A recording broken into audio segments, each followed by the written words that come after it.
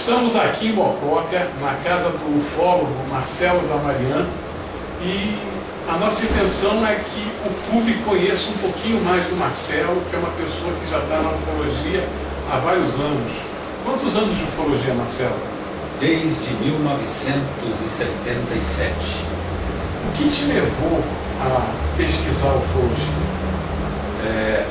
Resumidamente foi o seguinte: duas luzes, embora elas tenham aparecido em momentos diferentes. A primeira foi em 77.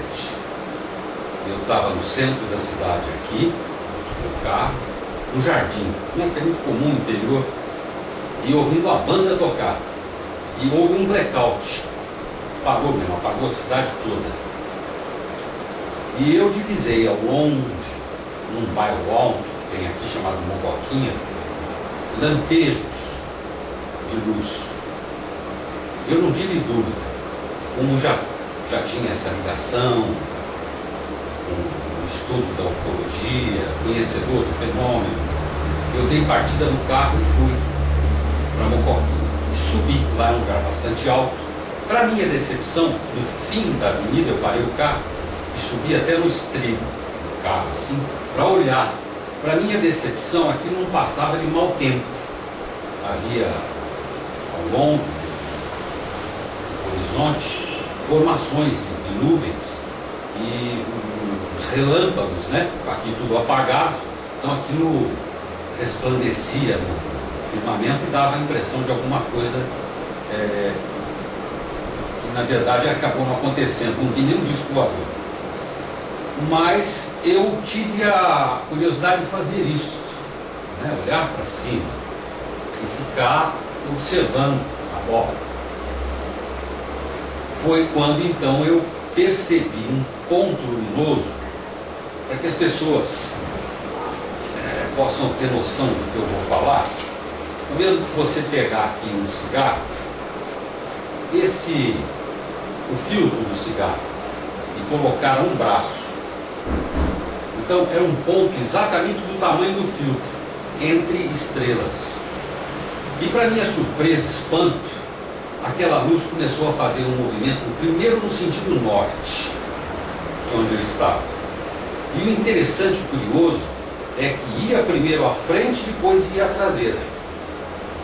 Aí ela voltou, fazendo o mesmo movimento. Então dando a sensação de uma coisa elástica. Vai, depois acompanha. Aquilo me impressionou muito. Não foi possível visualizar forma, absolutamente nada. Não houve mudança de cor. Não, ela tinha uma cor só, a cor das estrelas. Ela cintilava como as estrelas. Só que fazia esse movimento elástico. E foi uma coisa rápida, não foi uma coisa demorada, não. Uma coisa rápida, eu não saberia precisar para você em termos de tempo, mas acho que não passou de 5 minutos essa visualização minha. E ela desenhou um N e desapareceu. Logo na sequência as luzes da cidade voltaram. Não estou aqui querendo dizer que o apagão em Mococa, em 1977, tenha uma relação direta com isso que eu vi lá, absolutamente. Não faço vínculo, é porque desde aquela época a gente já sabia que nas manifestações ufológicas há essa interferência no campo eletromagnético e que pode acontecer a luz apagar, piscar, né? São, como é que se diz, pulsos, né? A corrente elétrica varia, ela pode variar, mas eu não vejo correlação não, eu acho que foi mais uma tremenda coincidência, mas foi o meu primeiro contato visual com alguma coisa que me deslumbrou. Eu nunca vi aquilo, uma luz elástica desenhando um N no céu e depois desaparecendo. E a segunda vez, já nos anos de, acho que foi 96, aqui nesta minha casa, eu estava deitado num quartinho ali, onde eu tinha minha televisão para assistir telejornais, às vezes acompanhava a novela também. E deitado eu vi uma luz que se abriu formando um retângulo. Deitado aqui, a janela aqui. Se abriu e formou um retângulo. Quando eu que eu sentia aquilo, mas não é que ela ilumina, não é um holofote que iluminava, não. Ela era fluorescente. Não era uma luz que tinha profundidade, né? É retângulo fluorescente. Ficou parado. Eu me levantei e fui para a janela. No que eu fui na janela e visualizei melhor aquilo, ela começou a se fechar. Eu precisaria de uma página. Imagina uma folha de sulfite, tá? É como se essa ponta se dobrasse em direção a essa. E ela apagou. Sumiu, não teve barulho, nem no primeiro caso, nem no segundo. E estas duas imagens ficaram guardadas comigo, e é até hoje, sendo como algo que eu não explico. Não, é totalmente anômalo, é totalmente diferente daquilo que atualmente a gente vê, né? Um avião, um helicóptero, qualquer coisa nesse sentido, um balão, né? Mesmo que fosse um balão noturno ali, na altura que ele sugestionava estar, né? Eu também não posso precisar, nem na primeira vez, nem na segunda vez da visão, eu posso falar para você, ah não, estava a 1200 e tal, não, eu não sei a altura daquilo, não sei dimensionar o tamanho, estou falando da segunda, né? Eu sei que ela durou o exato instante de eu deitado, perceber, acender, virei e vi, levantei, fui para a janela, ela fechou. Lembre-se do exemplo da folha sulfite, se fecha assim, você dobrasse, né? Então, até hoje não tem explicação para isso. E a partir daí, desde 1977, eu comecei, nós não tínhamos naquela época a condição que nós temos hoje, a informatização, facilita sobremaneira o trabalho da gente de, puxa, preciso informar o Milton a isso, o Milton precisa me dizer isso, vou consultar um especialista em ótica, vou mandar para o corpo ver. Naquela época era tudo na base da cartinha, você tinha que escrever e preencher um formulário, né, e mandar para o especialista e aguardar a resposta, né? Hoje não, hoje você tem internet, você tem sites especializados, como o caso do CUB, né? Não é puxa-saquismo, na minha opinião, uns sites que vêm prestando muito serviço nesse sentido, porque é de uma atualização permanente, diária. Então, se você quiser, de fato, ter a notícia na hora em que ela aconteceu, é ali, no site do CUB. Essa interação que existe ali no aspecto de eu tirar uma foto aqui, mandar para o CUB, e o CUB, num curto espaço de tempo, me responder, olha, você fotografou isso, você não fotografou, eu acho isso muito legal no dia de hoje, né? Coisa que nós não tínhamos naquela época. Foi isso que me marcou. Mas nunca vi disco voador, não associo essas luzes a discos voadores, não acredito que sejam outros planetas. Há um fenômeno ali fora, isso eu não tenho dúvida. Há um fenômeno ali fora. A ciência parece que faz descaso disso, né? Relega, eu não sei o que acontece, é uma coisa que eu fico entristecido, porque não adianta nada eu investir no meu bolso, correr para um local onde eu tenha sido informado que houve um fenômeno dessa natureza, vou, colho sedimentos do chão, vegetação, tudo, faço tudo que tiver que fazer. Mando para quem? Quem banca a análise destas coisas? É difícil.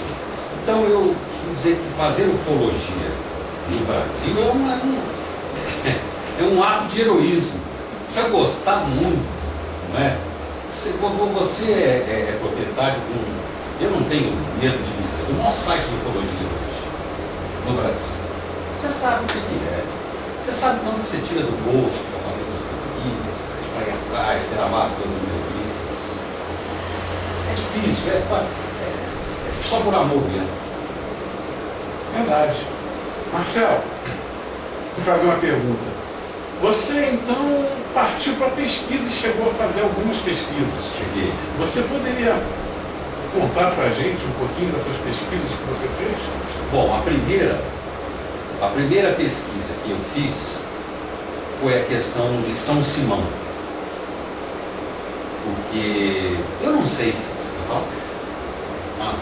eu não sei se era um bólito, se era um meteorito, ou se de fato poderia ser uma nave, entre aspas, em pane, que cruzou aqui os céus de Mococa e acabou se chocando, né, tendo um impacto final na cidade de São Simão.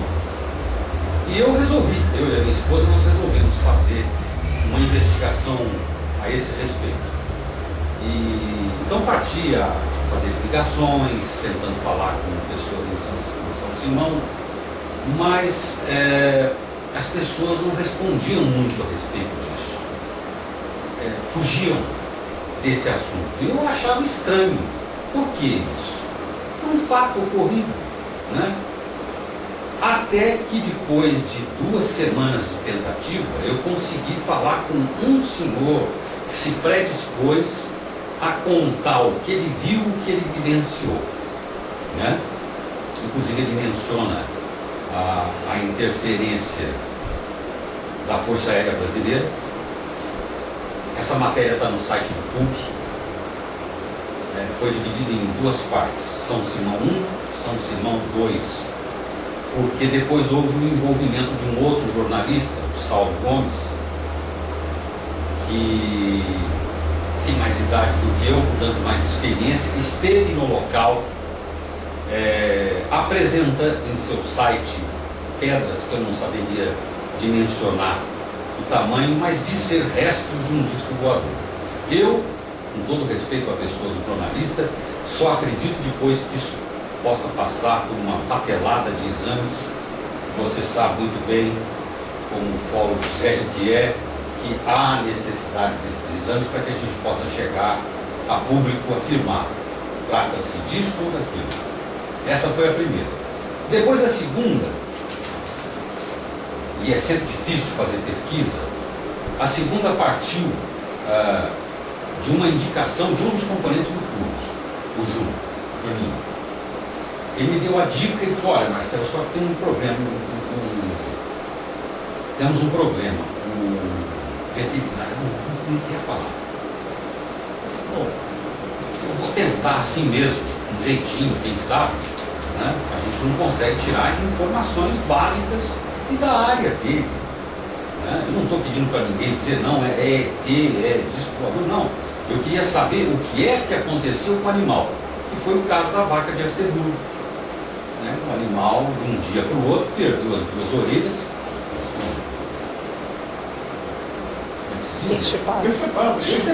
Decepadas as 2 orelhas, e não houve um sangramento como deveria existir, né? Porque toda essa área da orelha da vaca é extremamente vascularizado. Você tem 2 veias que sobem, uma de cada lado do pescoço do animal, que é eu não sei o nome técnico agora, são jugulares, na verdade, encontrei a palavra, são jugulares externas, elas correm mais na periferia do corpo do animal, e ali ela se deriva. Então uma parte vai irrigar o pavilhão auditivo e a outra desce para o maxilar, irrigando toda a face do animal. E essa vaca teve as 2 orelhas decepadas e não sangrou, não teve sangramento, porque esse animal, segundo a afirmação do próprio médico, né, ele não sobreviveria 2, 3 horas sem um socorro imediato, sem uma, como eles chamam, hemostasia, ou seja, uma cauterização nesses locais. E não houve necessidade. No dia seguinte, o dono da vaca levantou, como era do cotidiano, do hábito dele, e esta vaca, sem as 2 orelhas, estava misturada às outras, vinham se alimentar. Então foi feito um exame lá no animal, e chama o médico ou o veterinário veio, ele ficou tão assustado, o veterinário, que ele mandou vir um fotógrafo para fotografar o animal, que ele, como veterinário, nunca tinha visto uma... Não acreditava naquilo. E resolveu, inclusive, levar essas fotos para um professor em Alfenas. Da Unifenas. Isso. O professor olhou e falou: olha, eu acho que isso aqui é canibalismo. Mas o médico que atendeu, o João Barreto, aqui de Coxté, que atendeu o animal, não, em momento algum, acreditou nisso. Ele falou: que predileção é essa? É uma predileção estranha, por orelhas. E passou a fazer exame no resto do corpo da vaca, não tinha um arranhão, não tinha absolutamente nada, nenhum sinal de briga. E eles procuraram lá no pasto para ver se encontraria, porque não era tão grande assim, né? O local onde pudesse ter ocorrido a vaca travar por briga com algum tipo de predador, e não acharam nada. Então é um caso que está em aberto. Eu sei, você sabe, os ufólogos sabem, a mutilação de gado é um fenômeno ligado à ufologia e que ocorre no mundo inteiro e não se tem explicação. O animal é encontrado, não neste caso, né, porque esta vaca não morreu, mas as vacas que são vítimas desse tipo de acontecimento ufológico, elas são encontradas estendidas no chão, sem o ubre, que são as tetas, o reto, perde língua, parte dos lábios, as orelhas preferencialmente e o globo ocular. Simplesmente desaparecem e num exame primário, qualquer especialista na área vai, puxa, mas é cirurgia de precisão. Dá a sensação de cirurgia a laser. E são muitos os relatos, quando se encontram animais nessas condições, principalmente nos Estados Unidos, há uma correlação direta com o aparecimento de luzes. Marcelo, vamos dizer o seguinte, como é que você vê hoje o futuro da ufologia? Olha, nós temos pessoas excelentes no mundo da ufologia. Covo é um ufólogo especial, não poderia deixar de citar o Jevaé. Não conheço nenhum pessoalmente, mas já tive a oportunidade de trocar e-mails com o Jevaé. Moça, muito educado. Você, com quem tenho mais intimidade, o público foi quem me abriu a possibilidade de estar vivendo assim no mundo ufológico, coisa que ninguém fez antes. Era uma pesquisa mais muito minha do que propriamente dividindo o resultado disso com alguém, né?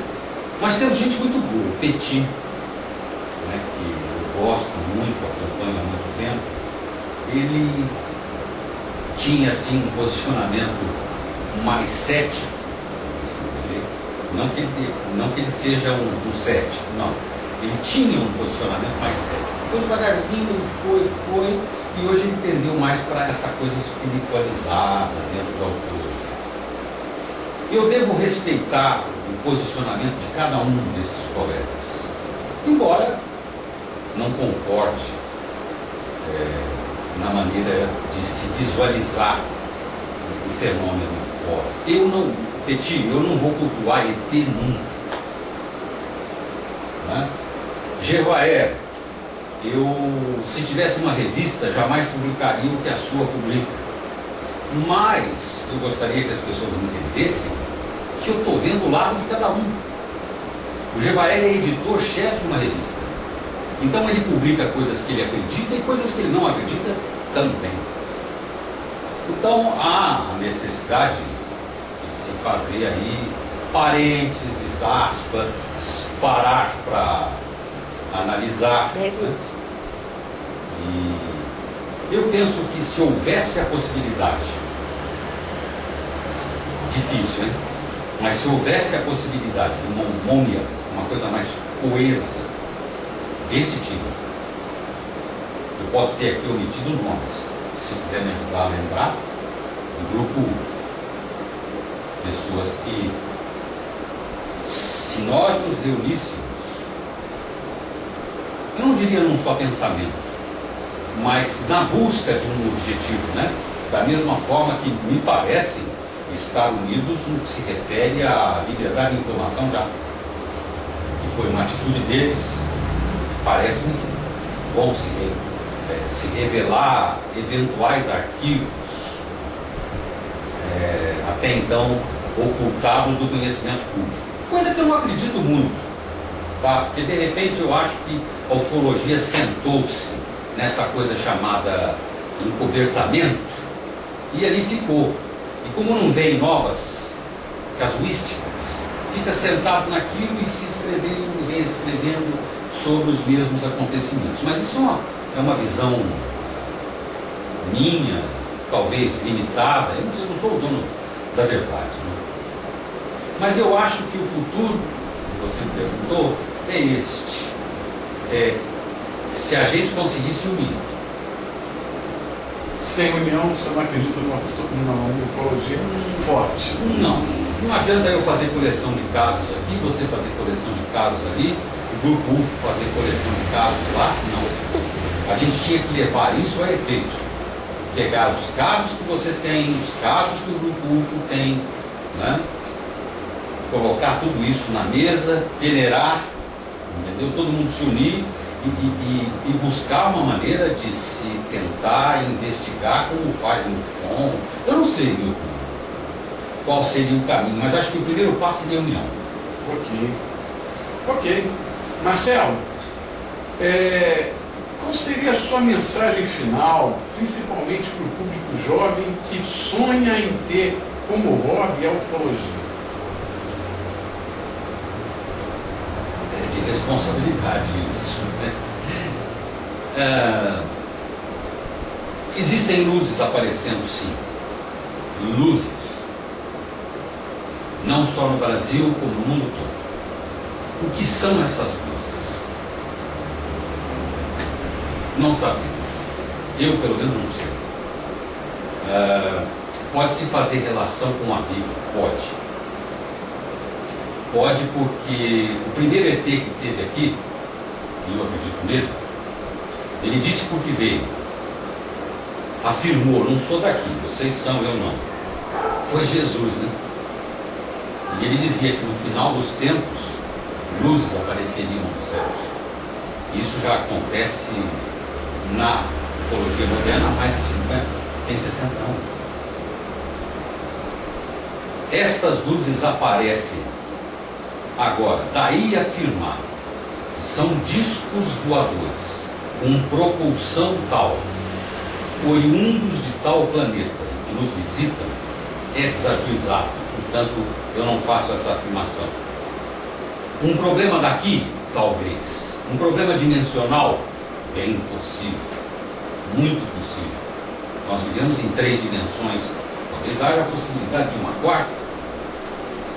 Quer dizer, não há a menor possibilidade, então, de ser extraterrestre? Não, essa possibilidade existe, só que não está comprovada. A gente vai atrás, tenta estudar dentro das limitações que cada um tem, do ponto de vista econômico, do ponto de vista de conhecimento técnico que você precisa ter, né? Eu acho que é um bom investimento, sabe? Vai te ajudar a abrir a mente para uma série de outras coisas que farão diferença na sua vida adulta, na sua vida madura. Eu acredito que faz diferença e vale a pena prestar atenção neste fenômeno, sim, mesmo que a imprensa oficial faça gozação, deboche. Ufologia é coisa séria, como diz o presidente do governo. Valeu. É um prazer estar aqui com você. Prazer é meu. Esse é o Marcelo, gente. Ele é que faz o CUB e a TV CUB acontecer. Sem o Marcelo, a TV CUB não existe.